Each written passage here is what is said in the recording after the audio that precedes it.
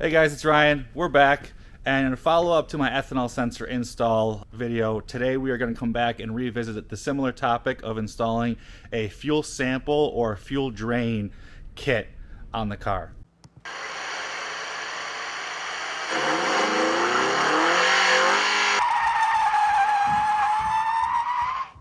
Alright guys, here's everything that we're going to need. I went to Beamer World and I just bought one of their fuel siphon kits. I know BMWs, but they do make a really good kit. Additionally, for this car, you're going to need an Aeromotive, part number 15120, fuel tap. This is what's going to splice in the line of the factory fuel connector, and then it's going to give you an output port on the back that you can connect to a hose. On top of that though too, you are going to have to go and get some connectors at your local hydraulic store. This is a 6AN fitting to a 5/16 inch barb connect, and then this is also going to be a 6AN fitting for the bottom of the fuel sump here. So you're going to have to attach all these up, and then you're going to hook the hose to it. After you got the hose hooked up to this, you're then going to use one of the Beamer World's fancy quick attachments, which are going to be terminated inside the under the hood, and then you will connect these two together, and this will go to an additional hose when you want to drain the fuel out of your fuel tank. Alright guys, so why are we installing a fuel drain or a fuel sample test kit? For one, if you race with SCCA, it is a requirement in their rules that you have a fuel sample test port, because they might pull you and they might test your fuel because they only allow certain fuels to be run in that organization. My purpose is not because of that. I do not race with SCCA. My purpose is that because the follow-up to the old video where we installed the ethanol content sensor is that I am done dealing with 12-volt pumps, shoving them down my fuel filler tube, and having to deal with electrically siphoning fuel out of my car when I want to switch over from 93 octane to E85. So what this is going to allow me to do is I can install it, I can hook it up, hook all my hoses up, you can get a gas can on the side of the car, I can turn the ignition on, and the factory fuel pump will drain all of the fuel out of my fuel tank for me. No more fighting with hoses, quick, simple, nice solution. So what we're going to be doing here is we're going to be tapping it into this line under the hood. This is the line that connector was designed to be tapped into. I know. I don't like to tap into fuel lines under the hood, but in this case, we don't have a choice. This is where this kit was designed to go, and it has been run pretty vigorously by a lot of people in a lot of sanctioning bodies, and there have been no failures that I am made aware of. So I'm not a fan of it, but I feel comfortable enough to do it. So let's get started. We're going to start with disconnecting this. We're going to mock up all of our lines, all of our fittings, the lengths that we need, and really unplug that, pop it all in place, test it, and make sure it works. All right, first things first, we're going to disconnect this quick connect fuel line right here in the engine bay, this orange clip.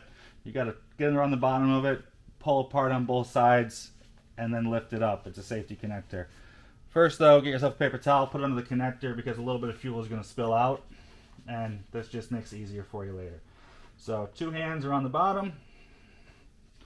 Once you get the corners popped out, this clip will just pop up like so, and you pull it right out.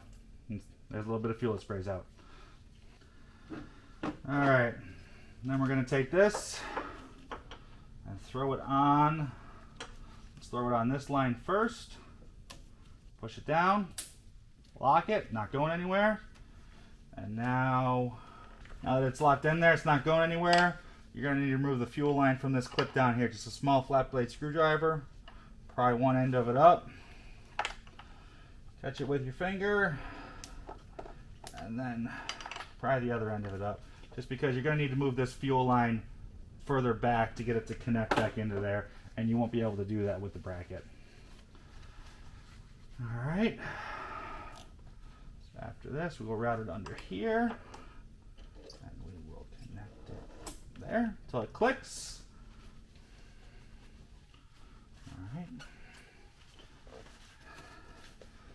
So now the adapter. Now we need to mock up some hose for where we want our connector to be. I'm going to want to get mine as far either forward or as far left on the driver's side as possible.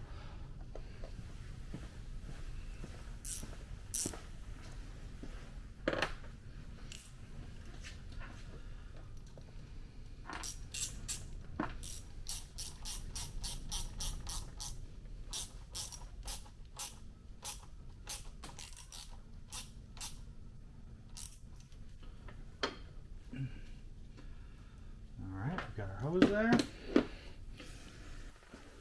Alright, there's two ends to this kit. I'm going to be putting the orange one under the engine bay, the gold one, just because it's a little bit easier to see, so I can just grab it and know where it is. Alright, and then this is going to go on your drain hose, the other end of the connector. We're going to tighten this down.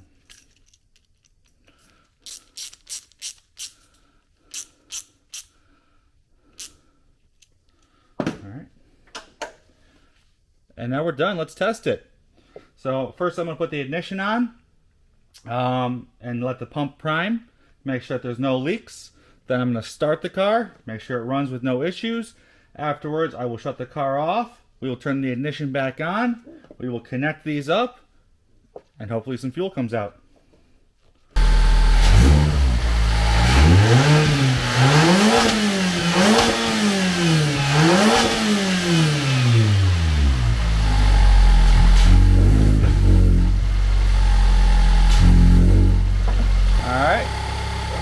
No leaks. Alright. We've got our can of E85 over here because that's what's still in the car. So let's hook it up, put the hose in, and see if it comes out.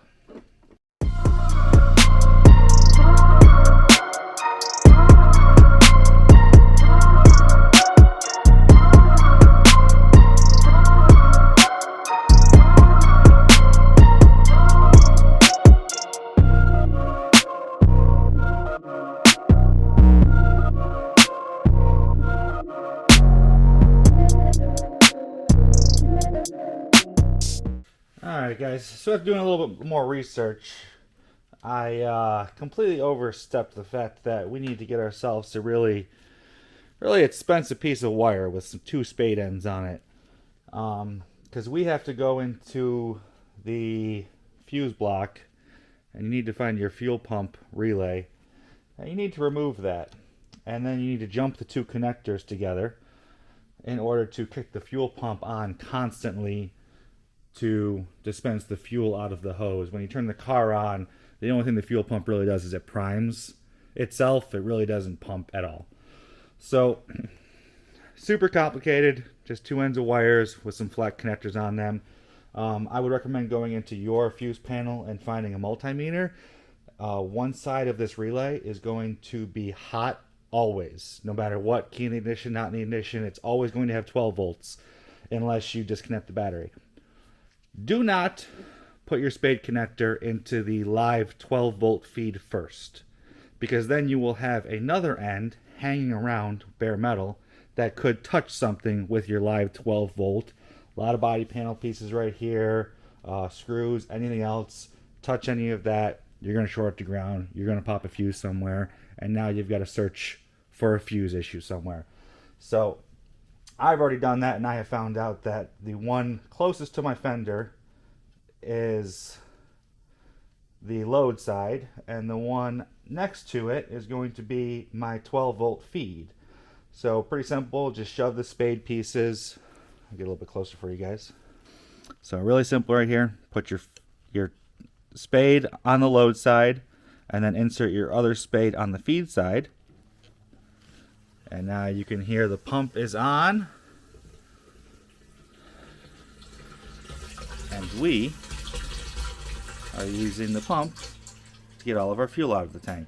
Alright, when you're all done and you pumped out all the fluid that you want, or all the fluid that's really going to come out, all you gotta do is quick and simple. Remove your jumper wires.